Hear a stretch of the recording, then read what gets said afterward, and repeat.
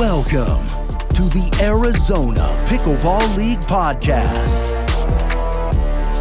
Presented by Jigsaw Health. It's fun to feel good. And now, your hosts, Ashley LaRue and the Orchard Security Guy. Hello, Arizona Pickleball family. I am Patrick Sullivan Jr. sitting in today for Ashley LaRue alongside the OSG Orchard Security Guy. How was your weekend? Weekend was fantastic. We recapped a bunch of stuff with the dogs, of course, but also, if you remember, we had the additional lights that we put in, 7 of them. Yes. And we were a little nervous. We did the testing, of course, with the temperature maybe raising, maybe not. But we didn't have the 126 people in here, which does make a difference when you have the people in Sure and does. the lights. Sure does. Well, what that does with the nylon can potentially have a sagging effect. And so I was a little nervous during the last Tuesday night that net may drop a little bit, a couple millimeters, and then our measurements are off. But come to find out, we were okay at 126, but they did say at like 142-ish, you will see that fall down. So we should be good for the season. That's great to know for all of you Tuesday Night Pickleball fans. Our C&D Pickleball net will be at the appropriate heights, which are 36 on the ends, 34 in the middle. Well, we are excited to bring with us today the newest member of the Gilbert Gladiators. Say hello, Arielle Butler. Hello. Arielle, it's so good to have you here. We're so excited to have you as a part of the Arizona Pickleball League. Have you had a chance to meet your other teammates yet? Yes, I actually got to come in, I guess it was about 2.5, 3 weeks ago now, and get some good practice in women's and mixed and meet the whole team. And it was awesome. And I actually got to hang out with one of my teammates at the APP Atlanta tournament this past weekend too. Do you remember their names? All of their names so far? I do. Do I need to recite them in alphabetical order? Yes, please. Oh, no. Wait, who comes first? And where are they from? Well, Ashley Candelaria, I'll help you with that one. However, it's a really tough trick because the next one would be Augustus, Right. Augie. And then the third, ASAU. that's right, is Craig. Craig Johnson, formerly of the Tempe Tornadoes, now moved over to the Gilbert Gladiators. So you've got all those names. That's 3 A's and a C. I've never really done that Love much it. alphabetication. Alphabetication. But when I do alphabetication, I like to do it in the proper order. I like that. Does alphabetication come into play with any security items? Sometimes at the door, you might run into a little alphabetication. Yeah. Yeah, but usually not. That makes sense. Well, we're going to get to know Arielle a little bit better, but first let's do a quick recap of week 1. The Scottsdale Scorchers faced off against the Peoria Pythons, a rematch of the Season 1 Orchard Championship Cup. And I want to tell you, Scorchers came out hot, but Pythons said no, no, no. They gave the and Pythons played exceptionally good. Do you want to recap our scores for us, OSG? Well, like you said, Scorchers came out hot 15-8 in the first quarter. First game, excuse me. And then went on a tear 15-2, which then we had our first set breaker. set breaker, Whew. which goes to 5, right? Yep. Got to And win so by 1. Pythons won 5-3 to go take basically a 1-0 lead.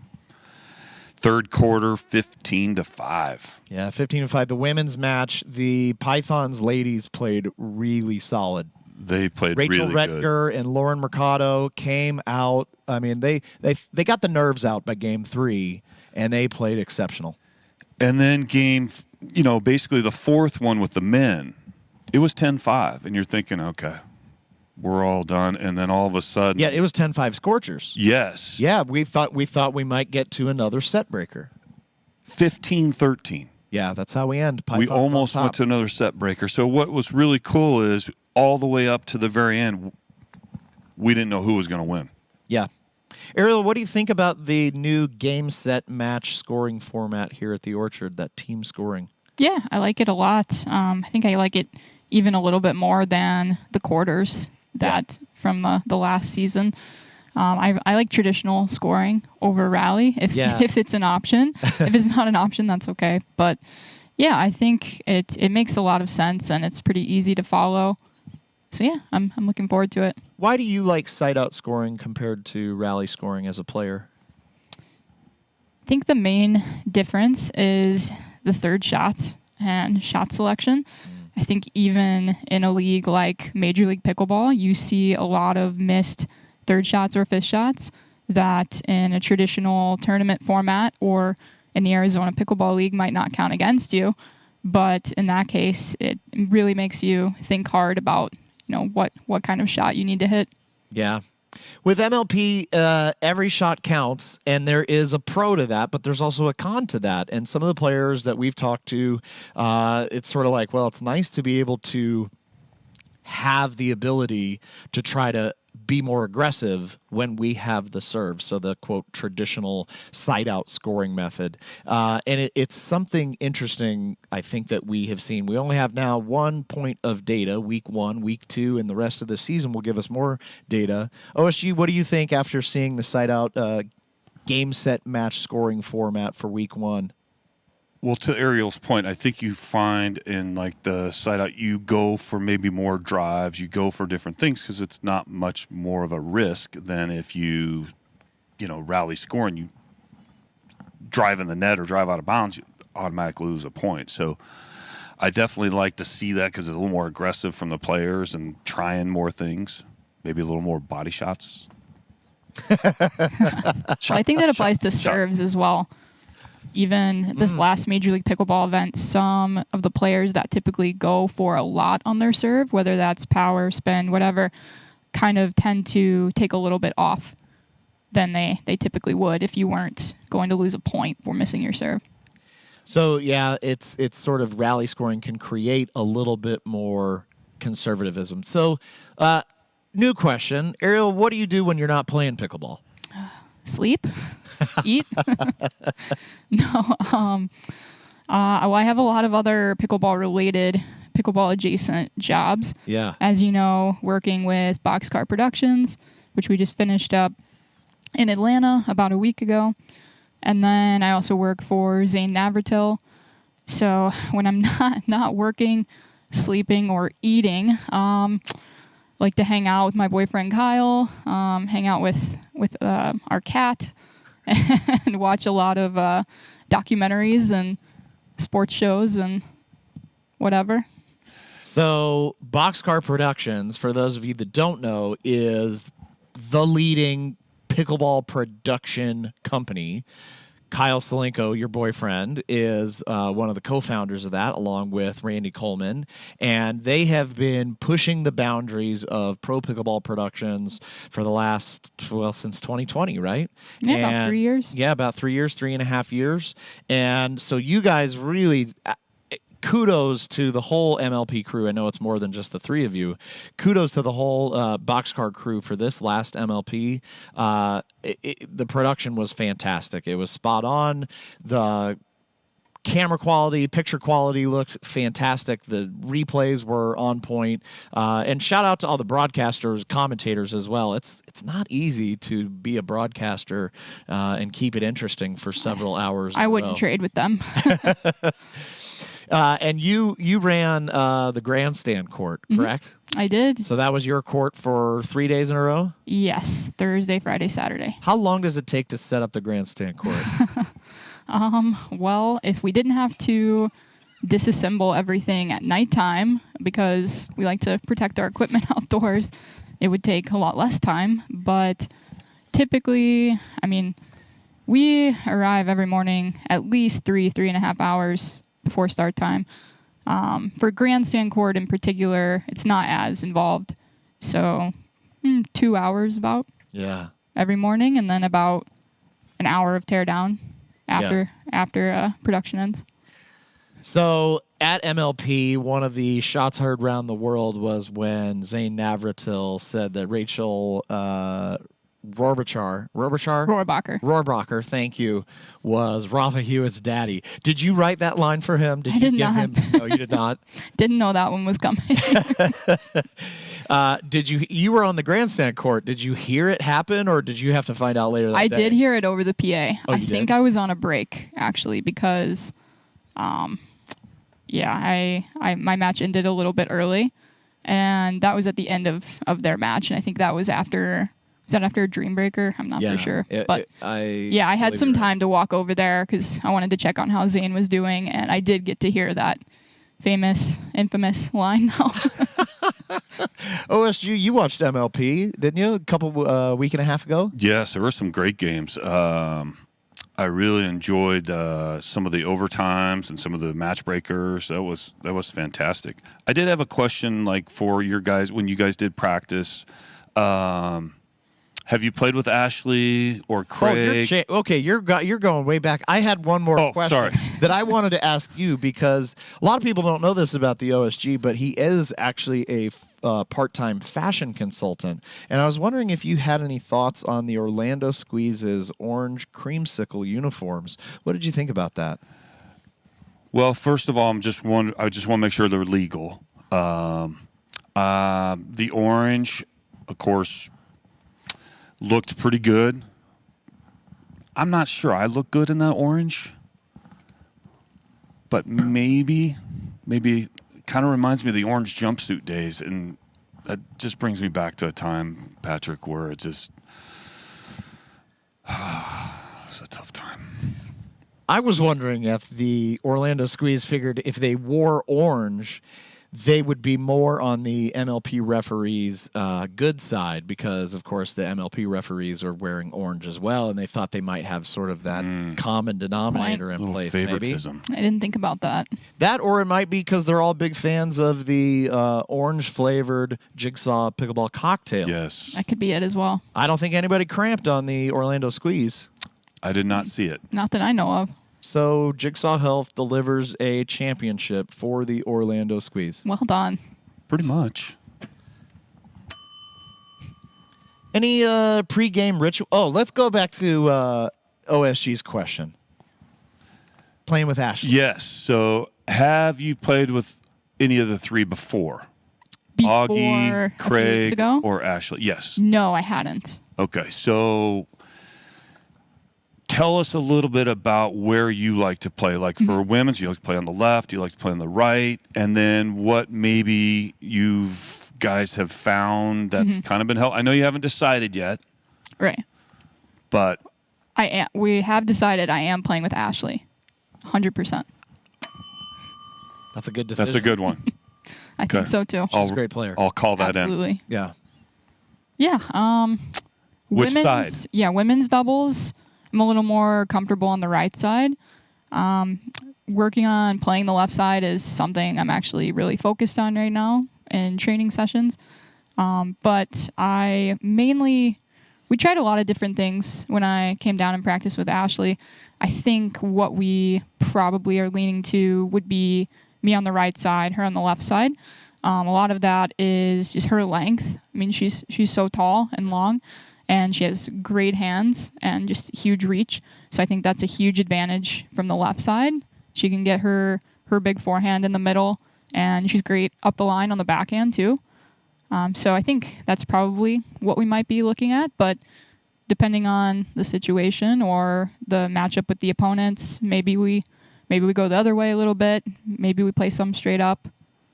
Now, do you have a favorite shot or one that you really like?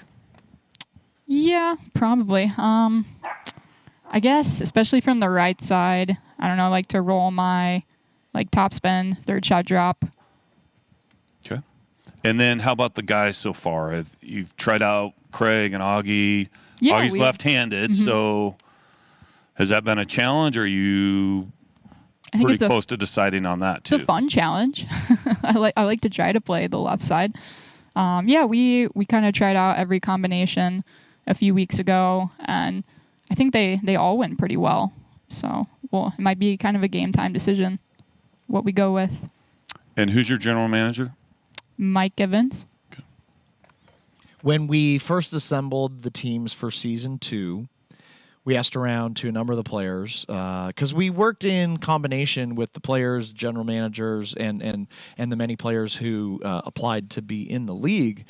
We kind of went through a long process saying, well, what if we put this player with this player and who likes playing right side and left side? And I was very happy that a number of the players looked at the final roster for season 2 and said, I don't know that there's a favorite here. However, I will say that someone has recently said to me, I think Gladiators might be the team to beat this season. How do you feel about that? Was it my mom? No, it was not your mom, although it's always good to have your mother cheering for you. Absolutely. What was the question again? Well, do you feel like Gladiators could be the team to beat this season? I do. You do? I really do. Really? I feel pretty confident. I really like our team. Okay. Strong. I think we're versatile. I don't know. I don't think we have a lot of weaknesses. There's not a lot of weaknesses in the Arizona Pickleball League. For sure. And it is definitely going to come down to every game. All 4 games really matter. Just like last week in week 1, we had game 4 stuck at 13-13, and had the Scorchers won, it would have pushed to a set breaker. Had the Scorchers won that set breaker to 5, it could have pushed to a match breaker. I predict that we will get a set breaker or a match breaker at least 50% of the time. So far, we're 1 for 1. How is your singles game looking right now, Arielle? It's all right. I practice sometimes. Now, you have a tennis background, correct? I do. Yeah. Played college tennis at? A school called Harding University. It's a Division II school in Arkansas. Okay, and so anybody with that kind of college tennis pedigree probably feels pretty comfortable in pickleball singles? Yeah, I would say so. Yeah. So do you feel like Gladiators might have an edge on any of the other teams with singles? Hopefully. I don't know. I don't know if I know quite enough about the personnel of all the other teams or just all the other players, but I feel like we should have a pretty strong single showing just based on our makeup. Now, the one thing from last week, the Pythons had 2 brand new girls that have not experienced cold sparks, intros, 120 some people here staring at you, lights dimmed, all the attention on you. National anthem, representing your country, going for gold. Have any of the players said anything to you about kind of the start of the match and what it feels like? And not really. It's going to be interesting to see how you, after you go through what you feel like. Yeah. How, if you're a first server or what happens, first returner. We'll see what happens. Well, I'll try not to miss. Well, just so that you're aware, it is a different kind of place to play. And I think that's what we feel like is so special about the Orchard at Jigsaw Health. And we're so happy to see, people that have played big-time matches come in and feel those jitters again. And we want, actually, you as players to feel that because we know that's part of the experience. Oh, I'm so excited. Good. Well, you and Kyle, you've been here to Tuesday Night Pickleball last year. And was it earlier this year, I think? Earlier this year. Yeah, that's right. Back in the spring. Yeah, back in the spring. Okay, because you guys weren't, because Boxcar was in Arizona. So you did get to see a lot of the pomp and circumstance. Yeah, I thought it was awesome. Have you figured out sort of your walkout move yet? I have been thinking about it. I'm not going to lie. I think I've got it. I will need to see that just from a standpoint Do these of have to be making sure pre-approved? that, yes. Don't Okay. want anybody hurt in the audience or anything. Just want to make sure everything's okay. Okay. No one should be in danger. Well, speaking of danger, let's talk about the infamous paddle throw heard round the world, the pickleball world. Arielle Butler, memes of pickleball famous, from a Gamma Classic tournament where the indoor humidity was about 95%. And if I'm not mistaken, we have a clip available to run on the podcast. RJ, if you've got this, let's run it. So here we are, Arielle. did not like her dink and just tosses the paddle. Hey. Look at that thing running. I haven't watched that in a while. RJ, give it to us one more time. No, because Arielle. Oh, look at. Yeah. Yeah. Ooh. I mean, you can tell what really happens, right? Yep. No. What happened? What a slip. What a slip. Oh, yeah. My overgrip was really affected by that indoor humidity, Yeah. and it just flew right out from underneath me. So you were Almost obviously hit the angry ref. at yourself, and you were kind of giving a dadgummit. Yeah. And next thing you know, the paddle just swat in kept the air. going on the dadgummit. Yeah, it almost hit the ref, which would have been very, very bad. Did you get a penalty at all for that? I got a warning. A warning. That's fair. Yeah, it was fair. Yeah. I don't disagree. What happened in the rest of that match? Did you win that game? Yeah, like almost right after that happened. Oh, so actually. you we just- were up Yeah. by 4 points maybe at the Okay. time.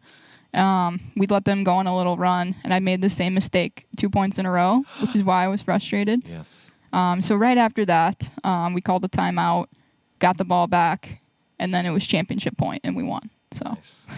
So you kind of fired yourself up. I guess so, in a way. Yeah. Any security concerns after seeing some aggression like that, OSG? Well, I've already talked to Leslie and the umpire staff. Showed him the video. We went through it. We analyzed it. So we'll do a paddle check for you. I'll double check whatever you have on there to make sure it still makes the weight limit. We obviously check for DLAM and those things, but I will check the grip and make sure you're okay with that too. Appreciate that. What paddle are you playing with tomorrow? I'm playing with the Gamma Obsidian. Okay, beautiful. That's not the paddle that No, was thrown. I don't imagine that. I got paddle made sponsored by Gamma after that it. Yeah, that makes a lot of sense. at their tournament. They're like, next time, Arielle, we want you to throw a Gamma. Exactly. Well, we love Gamma Pickleball. They're one of our sponsors here. Gamma Pickleball, Gamma Pickleball camps never stop playing. They got camps all over the United States. And if you're looking to up your game, go to Gamma Pickleball camps. Are you involved in those at all? Do you ever get to go to Gamma Pickleball camps? Not at the moment. I'm hoping to in the future, though. Fantastic. That's amazing. How about any pre-game rituals that you may have? Nothing too specific. I like to listen to music, chill out. Nothing too crazy. Any pre-game hydration you like to do? The Jigsaw Health Electrolyte Supreme Fruit Punch flavor. Yeah. If I'm not mistaken, you and me and Kyle and Ashley had the chance to play here maybe like last October or something like that. And you've obviously had a chance to play here as well. What do you think of the pickle roll surface? What do you think about it? Yeah, I mean, I think it's pretty consistent overall. I mean, there might be a few like bounces you might not get on a traditional outdoor court, but it's really not bad at all. Yeah, the thing that I have found and in talking to other players is that it's a 2 out of 5 speed, which means it has a lot of grit. And essentially, think of it like how a gritty paddle will respond to spin. Well, the court responds to spin as well. So some of these courts that if you go to where I don't know what their number is, if they're a 3 out of 5 or a 4 out of 5, but they just don't have near as much grit, playing on the pickle roll at the Orchard kind of provides an extra level of difficulty because the court is more active. And I find well, one, it's a great court because it's so grippy. The shoes that I have right now, I probably should have changed them a month ago, but they still are gripping to the pickle roll. So I'm like, well, I'll get new shoes next week or, maybe the week after. So, but that's a funny thing is the spin can definitely play a factor. And I think that a lot of the teams have been practicing more here at the Orchard, which we, highly encourage. I know the Gladiators, you guys have a practice this afternoon. Scorchers had a practice this morning. OSG, any sort of predictions for tomorrow's match?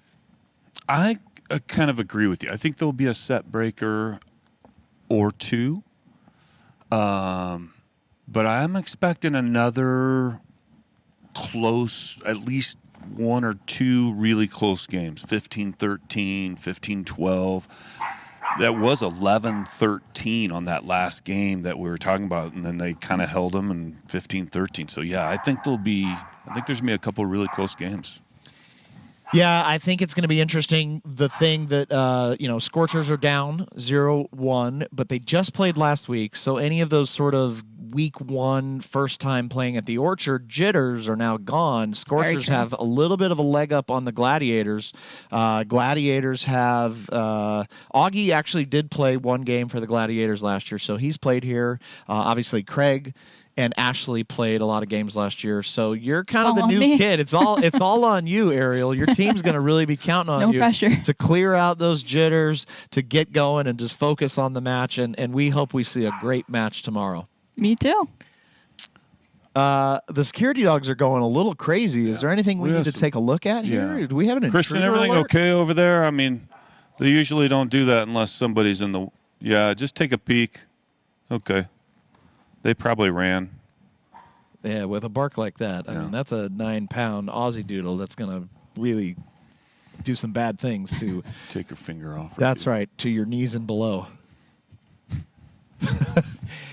OSG, what do you say? Should we close that up for week one, week two preparation? I think we can. Pre-game, week two, close. Pickleballers, many of you have asked about this blue star right here and its meaning. And, well, some of you may say it's a symbol of heroism for what I did and the life I saved. But to me, it's just doing my job to serve and protect. Ben Johns, well, he's fine. He's still the #1 non-cramper, pickleball, cocktail, electrolyte drinker on tour. So next time you're out there on the court just playing some rec games or a tournament, it's okay to try to do a Bert. Be a hero. Earn that blue star and take down the bad guys. But don't forget to look at your opponent after that clean winner and say, bring me the jigsaw. Until the next episode.